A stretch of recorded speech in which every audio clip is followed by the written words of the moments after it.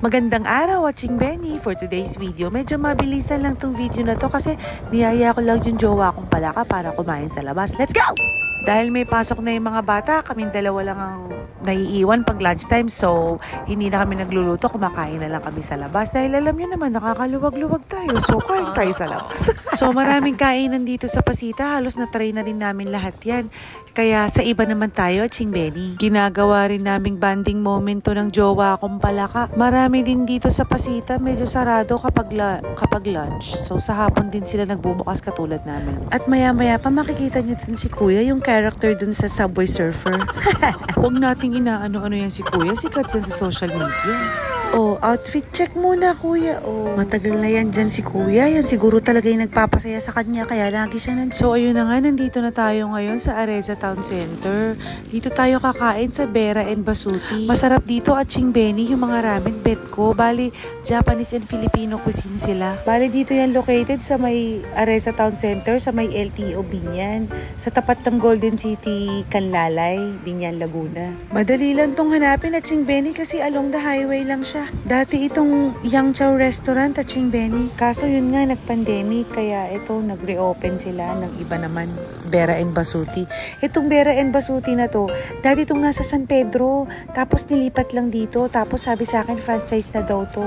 Yung sa San Pedro kasi, yung mismong may-ari, yung chef, siya yung nagluluto. Siya yung nagpe-prepare ng food doon sa San Pedro noon. Ang dinayo talaga namin dito ay yung tantanin niya. Masarap din yung gyoza dito. Kaso wala silang charshu or ano ba yun? Charshu. Parang pasarsi na, Ching Benny. Wala silang pork charshu available ngayon at Ching Benny. Kaya, bali seafood ramen lang ang meron sila. Siyempre, dinayo pa namin to para naman hindi naman ako maasa, diba? Medyo nakakabatrip yung dinayo. Yun talaga yung gusto kong kainin nung araw na yan. May mga tinda rin pala silang mga frap. Dahil nga gusto ko ng tantanmen, ayan, nakakita ako ng comfort food. Yung sinigang.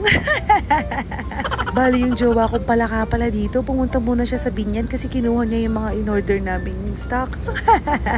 So, ayan na nga yung seafood ramen. Dumating na. At dumating na din yung jowa kong palaka. Kaso, hindi reveal ko sa kanya na umorder ako ng sinigang. Aba, nagalit ang negro. Sabi sa akin, ano ba yung sinigang na naman daw? Sabi ko sa jowa kong palaka, hoy, wag mo akong inaano, fake comfort food ko yung sinigang, ha? Siyempre, wala na siyang pagkagawa. Naka-order na ako. Sabi sa akin, baka daw ang mahal-mahal daw na sinigang dito. Tapos, meron naman daw tig si 70 lang. Sabi ko sa kanya, ano, yun lang mahalaga ko, 70. At ayan nga, in-order ko. At ang buong akala ko gusto niya yung ganyan. Hindi pala niya bet.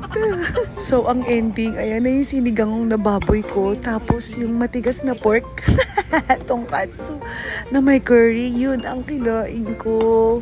At siya yung ramen at saka yung gyoza, Ching Benny. Feeling ko yung pork tongkatsu, nakalimutan pukpukin na Ching Benny. Basta may sinigang na Ching Benny, bigla na ako sumaya. Kaysa mabad trip ko walang tantanmen, diba? Walang tantanmen na Ching Benny. Anong gagawin natin? Kaysa naman mag-atichona ako dito, diba? So, isa yan sa natutunan ko sa buhay, Ching Benny.